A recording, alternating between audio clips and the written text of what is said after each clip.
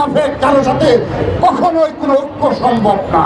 একটি অংশ থেকে শোনা যায় এই ওসমান হাদির হত্যার উদ্দেশ্যে যে আক্রমণ করা হয়েছে, তারপর থেকে ঐক্যের শব্দ শোনা যায়।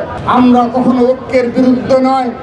বিএনপির যেভাবে ঐক্যবদ্ধভাবে 20 দলের অধিক দল নিয়ে সরাসরি খুনি হাসিনার বিরুদ্ধে অবস্থান নিয়েছিল, রাজপথে লড়াই সংগ্রাম করেছে, ঠিক একইভাবে বাংলাদেশ জাতীয় ছাত্র দল ফ্যাসিবাদ বিরোধী লড়াইয়ে সকল ছাত্র সংগঠনকে নিয়েই আমরা লড়াই অবতীর্ণ হয়েছিলাম। কিন্তু আজকের এই দিনে আমরা বিগত 1.5 বছরের 5 আগস্টের পর 1.5 বছরের অধিক সময় পাড়ি দিয়েছি।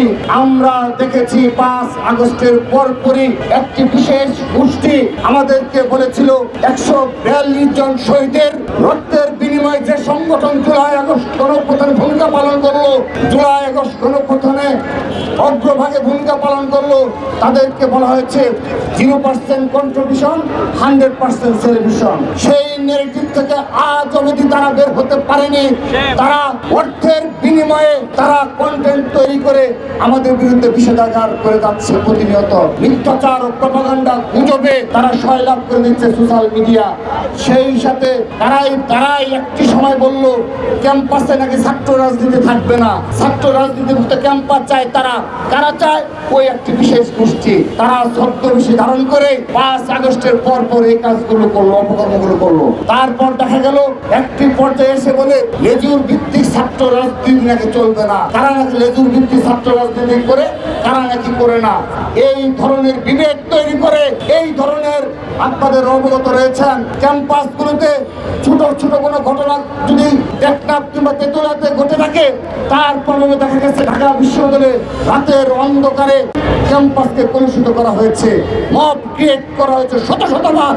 আমরা ভুলে যাইনি। সেহেতু সেই ধরনের মুনাফেক কারোর সাথে কখনোই কোনো ঐক্য সম্ভব না। সকল ষড়যন্ত্রের বিরুদ্ধে বাংলাদেশ জাতীয় ছাত্র দল এককভাবে লড়াই করবে, সংগ্রাম করবে ইনশাআল্লাহ। আমরা আমাদের সেই মনোভাব নিয়ে রাজপথে রয়েছি।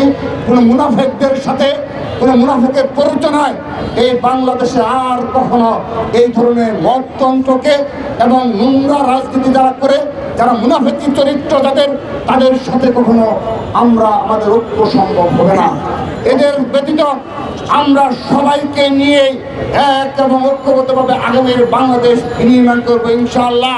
বিশ্ববিদ্যালয়ের প্রশাসনে যারা রয়েছেন তারা যেন স্বাধীনতা বিরোধী অবস্থানে ভূমিকা অবতীর্ণ না হন।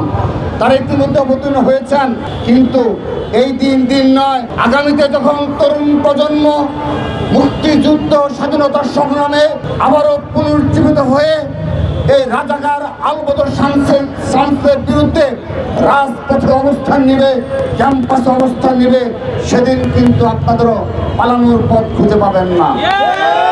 ষড়যন্ত্র করবেন না। এই মুক্তিযুদ্ধকে কলুষিত করার জন্য আপনারা এমন কোন অপকর্ম নেই যে করছেন না। নতুন নতুন বানোয়াট গল্প তৈরি করছেন, বয়ান তৈরি করছেন, যেন তরুণ প্রজন্মকে এই মুক্তিযুদ্ধের যে আমাদের সবচেয়ে গৌরবের ইতিহাস তাকে ভুলিয়ে দেওয়া যায়, সেই প্রচেষ্টা করছেন।